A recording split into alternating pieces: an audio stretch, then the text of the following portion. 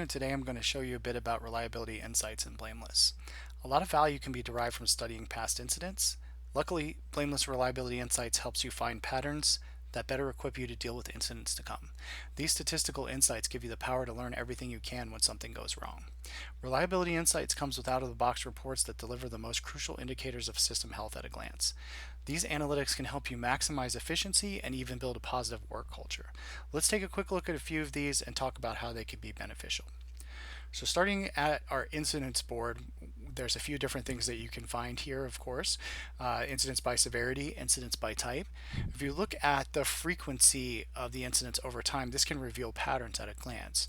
Once you see when spikes occur, you can get ahead of them by having more resources at the ready. If certain service areas are particularly vulnerable under certain conditions, you can plan to make the relevant subject matter experts available at those times. So as you can see in the stacked bar chart here, there are 5 Sev zeros on this day.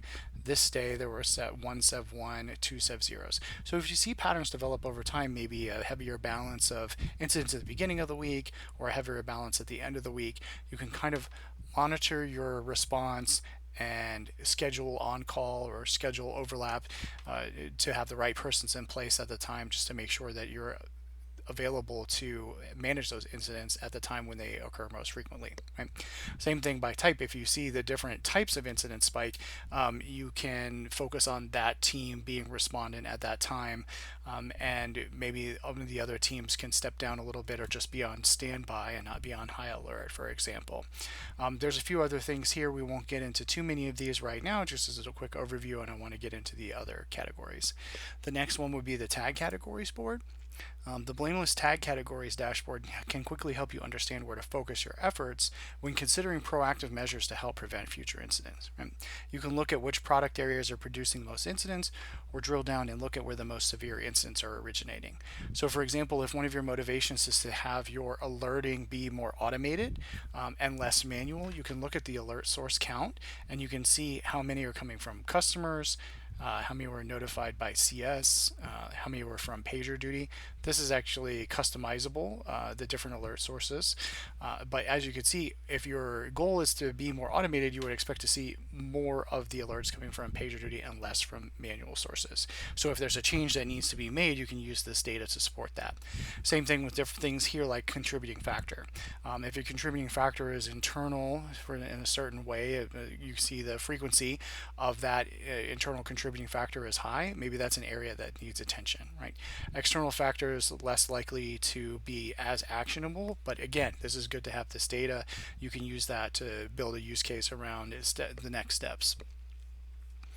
Going forward, looking at the incident timings board, this is those MTTX metrics, right? So developing a strong incident response is key to minimizing downtime and learning from each incident.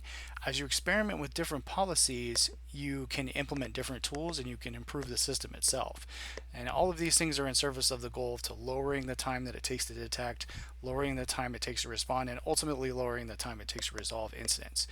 But just changing things is enough. You have to understand whether those changes are working for you or if you need to continue to iterate on those changes. So with these metrics, you can look at the incidents before and after policy changes and see what effect that they had. These timings are really valuable for monitoring how your teams are progressing and making additional adjustments to your process if needed, right? So of course a very common goal is to reduce the max time to resolve. So you can see how that changes over time, and you can see the number of incidents and the associated incidents as well. And you can examine if there's any outliers here, any spikes. You can examine what about that incident took so long, or maybe that set of incidents took a long time to resolve, and then your team can regroup and talk about that and what can be done better or differently the next time in order to reduce that resolution time. The last one we'll speak about today is hours and incidents. So this is where you look at the persons involved in incidents. I like to call this the engineering cost per incident, if you will. Technically, you can create a custom dashboard to be more specific on that one. But what we provide for you out of the box is these top participants and incidents by hours, participant hours by incident count. These tiles, they track the time spent not on just on call, but in the actual incidents. Right? It shows you which incidents incidents were most time consuming, and it gives you better insights into which types of incident response work are most troublesome. You'll be able to use this to kind of find signs of overwork, right? So this is the foundation for conversations that keep everyone safe from burnout. So for example, if you see someone who's very high on the list here, maybe this person is over involved in incidents. Maybe this person feels a strong responsibility to be involved in all these incidents, and your process could be one, or should be one, in terms of best practices where that workload is a little bit more balanced. So that's what we're talking about here when we talk about hours and incidents, just looking at the involvement of the persons and how you can take steps to make that workload more balanced.